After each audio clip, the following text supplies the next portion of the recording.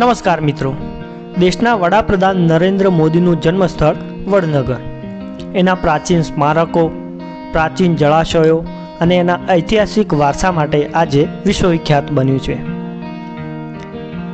ઈસવીસન 640માં ચીનના બૌદ્ધ સાધુ હ્યુએન ત્સાંગે એમના વર્ણનોમાં વડનગરનો ઉલ્લેખ કરેલો છે. એમના વર્ણનો મુજબ પ્રાચીન સમયમાં વડનગર બૌદ્ધ ધર્મનું મોટું કેન્દ્ર હતું, જેને ધ્યાનમાં લઈને અત્યારે વડનગરમાં ગુજરાત અને ભારત પુરાતત્વ વિભાગ દ્વારા ખૂબ જ ભારે માત્રામાં ખોદકામ કરવામાં આવી રહ્યું છે. ઐતિહાસિક વડનગરમાં એના પ્રાચીન સમયના જળાશયો આવેલા છે, જેમાં પ્રાચીન કૂવાઓ, તળાવો, વાવો ઘણી બધી માત્રામાં વડનગરની ચારે બાજુ આવેલી છે. તો આજે આપણે એ જળાશયો અને પ્રાચીન સાઇટો વિશે માહિતી મેળવીશું, તો વિડીયો પૂરો જુઓ. હાલો નમસ્કાર, આવેલું છે વડનગર ઈડર હાઈવે પર, અને આ હાઈવે પર જ તમે ચોકડી પર આવીને પૂછો તો તમને કોઈ પણ આ જગ્યા બતાવી દેશે. આ કૂવાના ઇતિહાસની આપણે અંદર જઈને વાત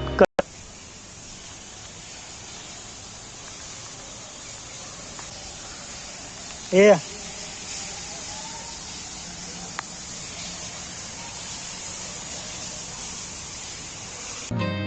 આ કૂવાની બાજુમાં ગણપતિજીની પ્રાચીન મૂર્તિ આવેલી છે, અને અહીંયા બીજા ઘણા બધા મૂર્તિઓના પ્રાચીન અવશેષો તમે જોઈ શકો છો.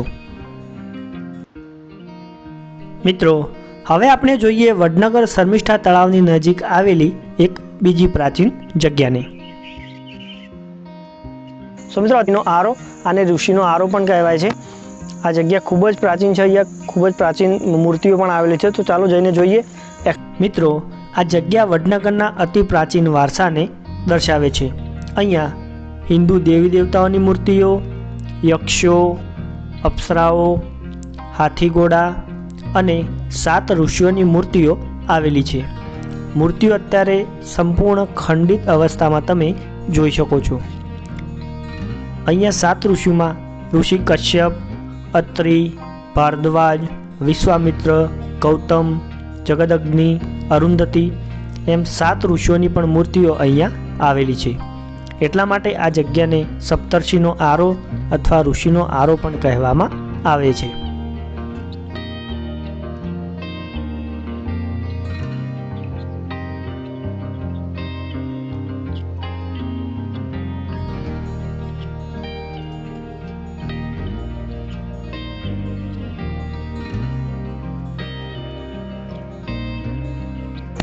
પાણી છે, બે કૂવામાંથી પાણી આ બાજુ આવે છે. તો ચાલો, વડનગરની આ પ્રાચીન વાવ 800 થી 900 વર્ષ જૂની છે.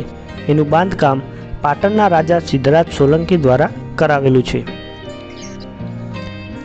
મિત્રો, આ વાવની વાત કરીએ તો વડનગરના સૌથી મોટા તળાવ શર્મિષ્ઠા તળાવમાં પાણી ઓછું થાય છે, પરંતુ આ વાવમાં કદી પણ પાણી ઓછું થતું નથી.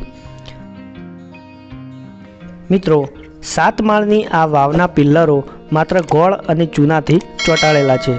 તે છતાં પણ આ વાવ 800 વર્ષથી એમના એમ ઊભી છે, જે આપણા પ્રાચીન વડવાઓ અને કારીગરીનો એક અદ્ભુત નમૂનો તમે જોઈ શકો છો.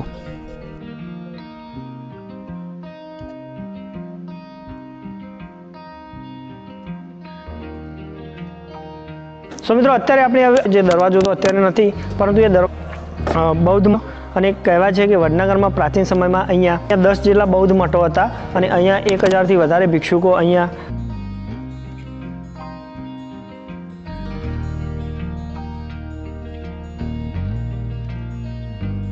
નમસ્કાર મિત્રો, વડનગરની આ પ્રાચીન લટેરી વાવ વડનગરની ઉત્તર દિશામાં સારેગામા સર્કલની ખૂબ જ નજીક આવેલી છે. આ વાવ પણ ખૂબ જ પ્રાચીન છે. એનું બાંધકામ પણ સિદ્ધરાજ સોલંકી વખતે થયેલું છે, પરંતુ આ વાવમાં પાણી ઓછું છે, એટલા માટે તમે આ વાવની અંદર જઈને પણ જોઈ શકો છો. વાવ આ રીતે વાવ છે અને એની સામેની બાજુ એક કૂવાવાળી આ વાવ છે.